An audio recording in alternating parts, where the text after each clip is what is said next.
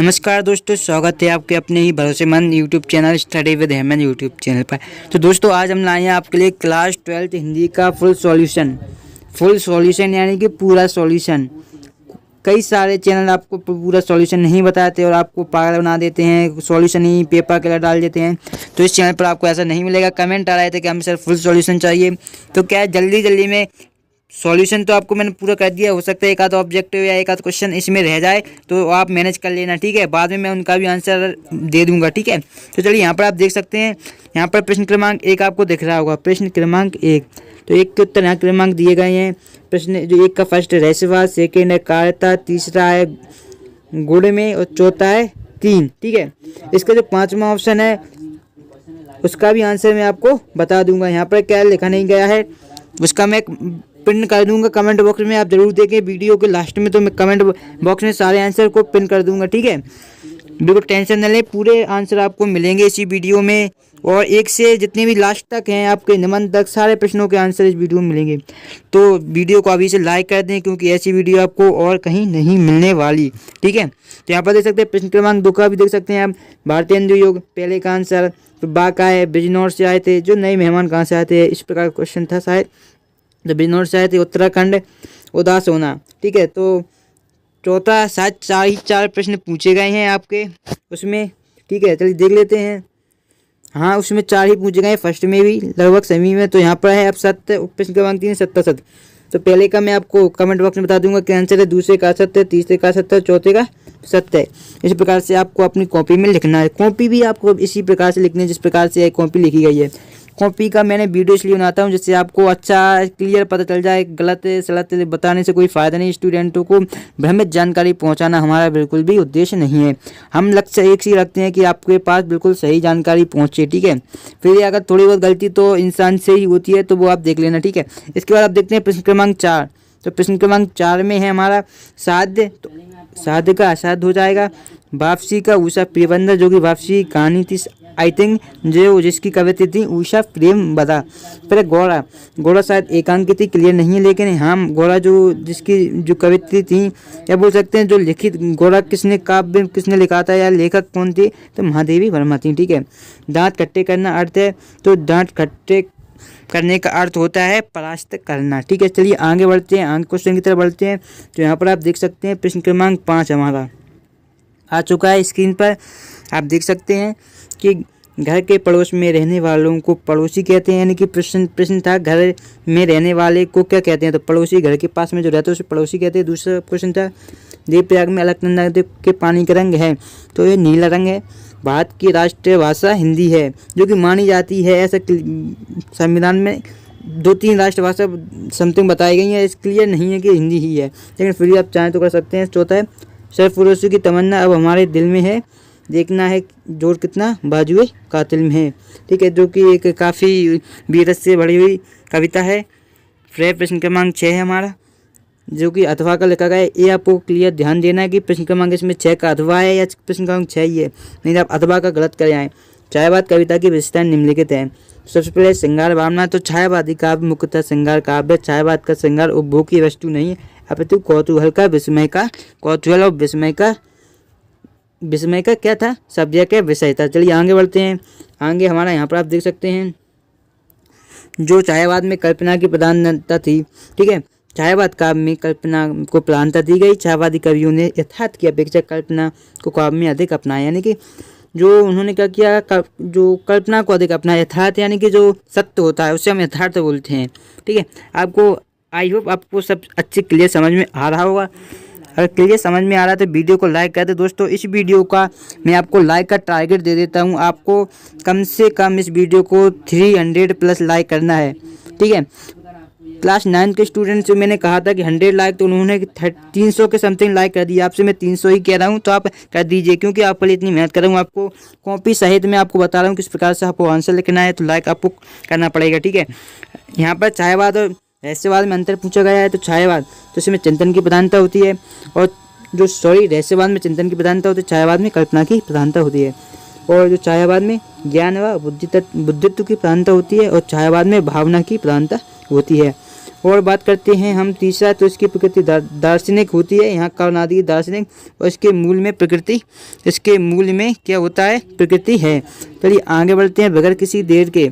दोस्तों अगर आपको क्लास 9 से लेकर क्लास 12 तक कोई भी सब्जेक्ट में प्रॉब्लम है तो आप कमेंट बॉक्स में बता सकते हैं। इस चैनल पर आपको सभी सब्जेक्ट के वीडियो लेक्चर मिल जाते हैं, तो चैनल को सब्सक्राइब करके रख लीजिए, जिससे एग्ज़ाम के बाद भी आपको बहुत सारे स्टडी मटेरियल इस चैनल पर मिल जाएगा, बोर्ड एग्ज़ाम से संबंधित और 9th 11th 10th 11th 12th सभी से संबंधित। तो सब्सक्राइब करके रख लें और बेल आइकन प्रेस कर लें। चलिए आगे बढ़ते हैं। यहाँ पर आप देख सकते हैं अब आ गया है हमारा प्रश्न क्रमांक 8। अथवा है तो चंद्रमा को कलंक कर अपने सिर पर शंकर भगवान ने धारण किया। ठीक है, किसने किया था, शंकर भगवान ने धारण किया था। नेक्स्ट है हमारा जो कि है नवा मैया में नहाही दधी खायो, ये कथन श्री कृष्ण ने यशोदा माता से कहा, यानी जो श्री कृष्ण थे उन्होंने यशोदा माता से यह कथन कहा। तो चलिए नेक्स्ट देख लेते हैं। सारे प्रश्न बहुत ही ज़्यादा इंपॉर्टेंट है, बोर्ड एग्जाम आप देने जा रहे हैं तो इन प्रश्नों को आप याद कर लीजिए। अगर आपकी तैयारी उस हिसाब से नहीं है कि आप बगैर देख लिख पाएँ तो आप क्या करिए, इन सभी प्रश्नों को आप तैयार कर लीजिए, एक नोट कर लीजिए और सभी प्रश्नों को तैयार कर लीजिए, जिससे आप जब बोर्ड एग्जाम जाए तो इन्हीं में से काफ़ी प्रश्न आपके बोर्ड एग्जाम में देखने को मिल जाएंगे। ठीक है, तो प्रश्न क्रमांक 11 है। यहाँ पर नाटक के प्रमुख तत्व कथावस्तु होता है, पात्र एवं चरित्र चित्रण होता है, भाषा शैली होती है, उद्देश्य होती है और अभिनेता होती है। फिर प्रश्न क्रमांक 12 है अथवा है जो कि कहानी और उपन्यास में अंतर। तो कहानी क्या होती है, कहानी लघु आकार की होती है। ठीक है, किस प्रकार की, लघु आकार की होती है। और उपन्यास कैसे होता है, उपन्यास दीर्घ आकार का होता है। कहानी का सेकंड पॉइंट है, कहानी में पात्रों की संख्या सीमित होती है जबकि उपन्यास में पात्रों की संख्या अधिक होती है। जैसे कहानी को उदाहरण देके तो जयंत कुमार की कहानी है जो कि पाजेब नाम है। प्रेमचंद का उपन्यास गोदान जो कि बहुत ही प्रसिद्ध है, बहुत ही ज़्यादा प्रसिद्ध है, ऑब्जेक्टिव में भी बहुत बार आ चुका है कि गोदान है, तो ये एक उपन्यास है, अभी भी ऑब्जेक्टिव में आ सकता है। जितने भी प्रश्न होते हैं हिंदी के वो ऑब्जेक्टिव में आने के बहुत ज़्यादा उनके चांस रहते हैं, तो ऐसा नहीं कह सकते कि ये ऑब्जेक्टिव में नहीं आ सकता। ठीक है, ये भी ऑब्जेक्टिव में आ सकता है। तो दोस्तों वीडियो पसंद आ रही है तो फिर कह रहा हूँ एक बार लाइक जरूर कर दें। प्रश्न क्रमांक हमारा टारगेट है 300 लाइक का। प्रश्न क्रमांक 12 को उत्तर है अथवा में कहानी और उपन्यास में अंतर। तो कहानी है, उपन्यास है। कहानी लघु आकार की, उपन्यास दीर्घ आकार का। इस कहानी में पात्रों की संख्या सीमित होती है, बोल सकते कम होती है या मिनिमम होती है। उपन्यास में पात्रों की संख्या अधिक होती है। ठीक है, जैसे कहानी का जो देखें कुमार पाजेब जो कि सॉरी ये हमने पढ़ लिया था पहले ही, लगता है 2 बार फोटो खींच चुका है। फिर गदाधर बाबू के लिए प्रश्न क्रमांक 13, गदाधर बाबू के लिए मधुर संगीत क्या थी। तो ये रेल की पटरियाँ थी गदाधर बाबू के लिए मधुर संगीत। बहुत ही अच्छा चैप्टर है गदाधर बाबू का, जो कि 35 साल बाद रेलवे की नौकरी से रिटायर होकर घर आए थे। आपने चैप्टर पढ़ा होगा तो बहुत ही अच्छा चैप्टर है पढ़ने से। फिर प्रश्न क्रमांक 14 है उत्तराखंड के 4 धाम निम्न 4 पवित्र नदियों के किनारे स्थित हैं। तो 4 पवित्र नदियों के बारे में हमें बताना है। पहला यमुनोत्री जो कि यमुना नदी किनारे पर स्थित है। फिर सेकेंड है गंगोत्री जो कि गंगा नदी किनारे पर स्थित है। फिर तीसरी केदारनाथ जो कि मंदाकिनी नदी किनारे स्थित है। फिर बद्रीनाथ जो कि अलकनंदा नदी के किनारे है। तो इस प्रकार से आपको आंसर लिखना है। कितना स्पष्ट यहाँ पर लिखा गया। इसी प्रकार आप अगर बोर्ड कॉपी लिखेंगे तो हो सकता है आपके 90+ मार्क्स कोई नहीं रोक सकता। मैं आपको यही बता दूंगा कि बोर्ड कॉपी किस प्रकार से लिखी जाती है, तो उसके लिए आपको चैनल को सब्सक्राइब करना पड़ेगा। ठीक है, प्रश्न क्रमांक 15 है। हमारा उत्तर है रचना के आधार पर वाक्य 3 प्रकार के होते हैं। तो प्रश्न पूछा गया था रचना के आधार पर वाक्य कितने प्रकार के होते हैं। 3 प्रकार के होते हैं, सरल वाक्य होता है, मिश्र वाक्य होता है और संयुक्त वाक्य होता है। ठीक है, तो दोस्तों आप प्रश्न क्रमांक 16 भी देख लेते हैं। 16 पर नजर डाल देते हैं। तो छंद की प्रवास पूछी गई होगी। छंद किसी निश्चित क्रम में गति या यति का निर्वाह करते हुए जो भावपूर्ण एवं संगीतमय भाव का रचना होती है छंद कहलाता है। वेद छंद 2 प्रकार के होते हैं, मात्रिक छंद, बालिक छंद। प्रश्न क्रमांक 17 है कानपुर में भगवती चरण बल्कि में तक किन किन प्रसिद्ध साहित्यकारों से हुई थी। क्वेश्चन कुछ इस प्रकार से था। तो इसका आंसर मित्र सुप्रसिद्ध साहित्यकार श्री विशंबर नाथ शर्मा कौशिक, बाल्की शर्मा नवीन तथा रमाशंकर अवस्थी जैसे उच्च कोटि के साहित्यकार से हुई थी। आगे बढ़ते हैं। अब हमारा 18वां क्वेश्चन है, आप देख सकते हैं आपकी स्क्रीन पर यहाँ पर आ चुका है। यहाँ पर देख सकते हैं अथवा का है 18 का। भाषा और बोली मंत्र पूछा गया है। तो भाषा और बोली, तो दोस्तों अगर आप इसकी PDF डाउनलोड करना चाहते हैं तो उसकी लिंक डिस्क्रिप्शन में मिल जाएगी। आप या गूगल पर सर्च कीजिए, आपको SK टीच, ठीक है, तो वहाँ पर आपको सभी PDF मिल जाएंगे क्लास 9 से लेकर 12 तक। आपको बिल्कुल भी परेशान होने की जरूरत नहीं है। SK टीच सर्च कीजिए गूगल पर, वहाँ पर आपको मिल जाएगी वेबसाइट पर। भाषा क्या होता है, भाषा का क्षेत्र विस्तृत होता है जबकि बोली का क्षेत्र सीमित होता है। भाषा बोली का विकसित स्वरूप है, बोली भाषा का लघुत्तम इकाई है। भाषा में साहित्य होता है, बोली में साहित्य क्या नहीं होता। ठीक है, अब देख लेते हैं प्रश्न क्रमांक 19 का अथवा है महाकाव्य और खंडकाव्य में अंतर। बहुत ही ज़्यादा सिंपल क्वेश्चन है। यहाँ पर आप देख सकते हैं महाकाव्य और खंडकाव्य में अंतर। तो महाकाव्य का नायक महान होता है, जब खंडकाव्य में नायक सामान्य हो सकता है। महाकाव्य में पात्रों की संख्या क्या होती है, अधिक होती है, जबकि खंडकाव्य में पात्रों की संख्या कम होती है। और महाकाव्य दीर्घाकार की होती है और खंडकाव्य लघु आकार का होता है। महाकाव्य में समग्र जीवन का प्रस्तुत किया जाता है, खंडकाव्य में जीवन किसी एक इकाई का ही वर्णन होता है। उदाहरण के लिए लिख सकते हैं रामचरितमानस महाकाव्य है, जैसे और साकेत का मैथिली शरण गुप्त जो साकेत जो भी महाकाव्य है। ठीक है, खंडकाव्य के भी आप चाहें तो एक दो उदाहरण लिख सकते हैं। ठीक है, अब नेक्स्ट देखते हैं हम 20वां प्रश्न है हमारा। रत्नाकर की गोपियों के मन में श्री कृष्ण इस तरह से बस गए हैं कि अब निकलने से भी नहीं निकलते। उनका संदेश आने की खबर सुनकर ही सभी दौड़ दौड़ कर नंद के घर आने लगी। वे उद्धव जी को कहती हैं कि हमारी मन रूपी शीशे में श्री कृष्ण बसे हुए हैं। ठीक है, अब देख लेते हैं।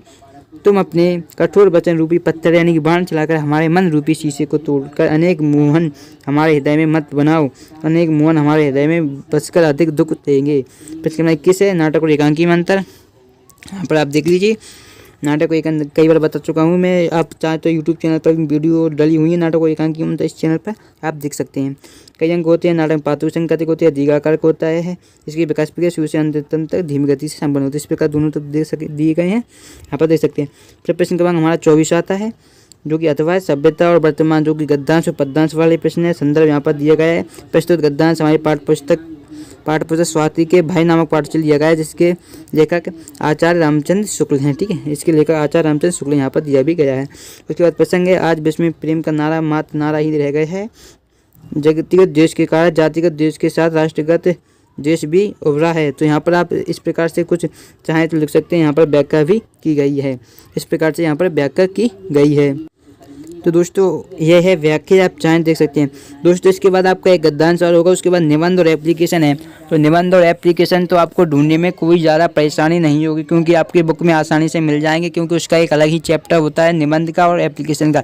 इसलिए मैंने निबंध और एप्लीकेशन आपको नहीं बताया है, क्योंकि वो भी बताऊँगा तो आप समझ सकते हैं वीडियो 5-6 मिनट और बड़ी हो जाएगी, उससे कोई फ़ायदा नहीं है, क्योंकि निबंध आप आसानी से ढूंढ कर लिख सकते हैं। दोस्तों अगर आप वीडियो पसंद आई, आपको हमारी मेहनत पसंद आई, तो वीडियो को लाइक करें और अपने सभी दोस्त जो कि आप क्लास 12 में पढ़ते सभी को शेयर कर दें। ठीक है, जिससे उन्हें भी इस वीडियो का फ़ायदा मिल सके। चलिए मिलते हैं नेक्स्ट वीडियो में, जैसे नेक्स्ट किसी वीडियो में। तब तक देखते ही आपका अपना चैनल। धन्यवाद दोस्तों।